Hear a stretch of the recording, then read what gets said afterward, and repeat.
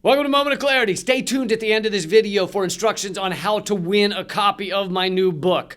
But let's get started. Information has leaked out on possible executive orders coming from Bernie Sanders if he were to get in the presidency. Now, these have not been confirmed, but it seems to me that the Sanders campaign probably wanted to or was fine with these being leaked out. I'm going to go through a bunch of them and show what a Sanders presidency would involve in terms of executive orders, meaning these could be done without Congress getting in the way, which we've seen from Donald Trump. He does fucking everything with executive order. The only thing he goes to Congress for is billions and billions and billions of dollars of military spending. Congress all get together and they sing Kumbaya and they do a little fucking naked dance around the maypole to celebrate all the money they can give Donald Trump to commit war around the world. But outside of that, Donald Trump does a lot of his shit with executive order. So here's the list coming out. It's been reported by the Washington Post. It's been reported, apparently anonymous sources at the Sanders campaign have confirmed. These are the executive orders being considered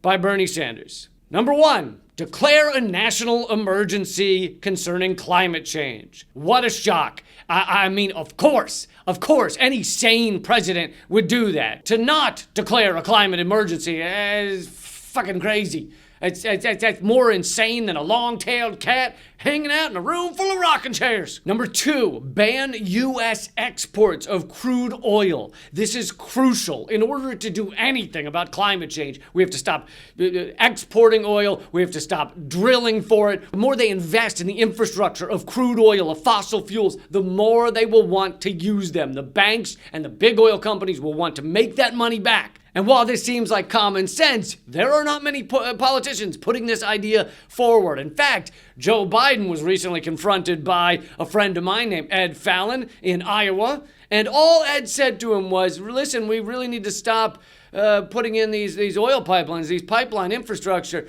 And Joe Biden's response was, if you win the nomination, we got to get rid of Trump. But what are we going to do about climate change? Now, you say you're against pipelines, but then you want to replace these gas lines. That's not going to work.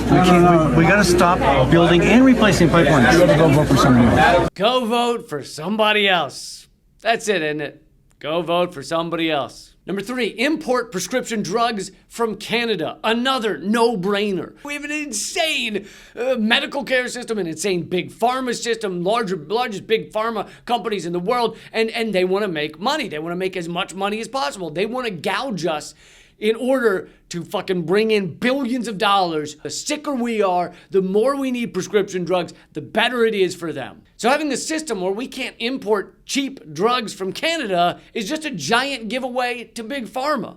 And the big pharma companies, by the way, they get a lot of their pharmaceuticals from research that is done with taxpayer money. They then find ways to exploit that and make money off that. So really, it's taxpayer money that creates it before it's then used by massive corporations to screw all of us. Number 4, cancel federal contracts for companies that are paying their workers less than $15 an hour. Does that not make sense?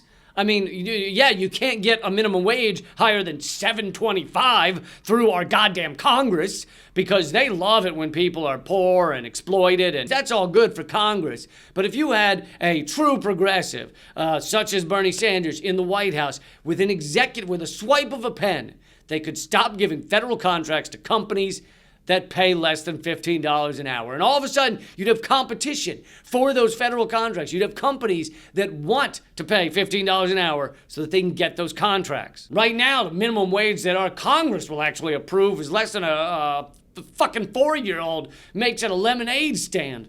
Next up, direct the Department of Justice to legalize marijuana at the federal level. Many states across the United States have already legalized marijuana or medicinal marijuana, and are they melting down? Is shit just going to hell in Colorado? Are they all just sitting there eating buckets of nachos, all baked out of their minds, just spending all day working on the ass grooves in their couch cushions?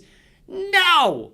I mean, yes, but not any more so than your average United state. We have proven that legalizing marijuana does not harm people, but in fact helps a lot of people, because you aren't locking everyone up for nothing crimes, for having a little piece of a plant rolled in a little piece of a paper. Next up, reverse existing laws that bar the U.S. from funding organizations that provide abortions. Again, guess what, folks? A woman's right to choose is still, at least for the moment, a law in this country. They do have that right. So we should not inhibit it.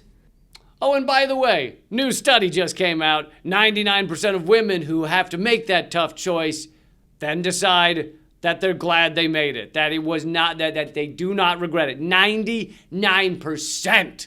Can you imagine 99%? You can't get 99% of people to not regret whitening their teeth or having extra earwax taken out of their ears. You'd still only get, 92. Number 7, lift the cap on the number of refugees the United States will accept each year. Refugees are called refugees for a reason, all right? These are people that need help. These are people that are desperate. Isn't that the whole point of the whole United States? Send us, so you're weak, you're tired, you're huddled, man. We were supposed to be the saving grace of people around the world who needed to go somewhere, who needed help. Not to mention, a lot of these refugees are coming here because of us. Because we've destroyed their country, because we created a goddamn coup in a Latin American country and put in a dictator. So we create these problems, and then we go, no, don't come here, we don't want to help you, all right? You don't have to go home, you can't stay here. Number 8, release the billions in aid for Puerto Rican people that Donald Trump has held up. Billions of dollars in aid for the Puerto Rican people who have been crushed in every way. They've had hurricanes. They've had an endless spree of earthquakes. But of course, they've really been gutted by vulture capitalists who went in there and ripped the place apart. They privatized everything they could. They grabbed up all the land they could. And we won't send aid there? The billions that would do everything to help the Puerto Rican people is nothing compared to our military budget. It is nothing. The stated military budget annually is $738 billion. Yeah, we can't really help that Puerto Rican kid. Yeah, can't really get some bottled water down there. I'm sorry, we're just a little tight. I don't have any cash on me. Let me just check. Yeah, no, nothing.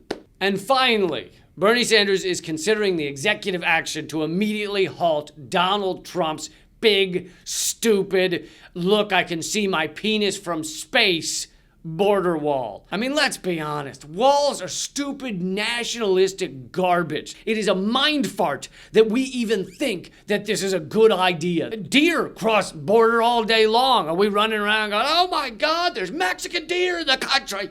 They came here from down in Mexico. They come here. They don't get a job. Borders are stupid, barbaric, antiquated idiocy. Anyway, that's the short list of executive actions being considered by Bernie Sanders, according to leaked sources and anonymous sources. True or not, those all make sense to me. Of course, there's plenty of executive actions that are not on the list that I really think should be. Politicians should wear the labels of each corporation that funds them on the outside of their clothing at all times, maybe tattooed on their skin, and then they have to walk around shirtless. I'd be all for that. Okay, that's your moment of clarity. Please, if you think that's important, if you think these topics are important, please share this around. Click subscribe, click the bell next to it. And also, if you leave a comment for this video, we will be giving away one free copy of my new book, Bullet Points and Punchlines, to someone who leaves a comment under this video. And we'll announce the winner next week. So you can also check out the book at leecampbook.com. All right, keep fighting.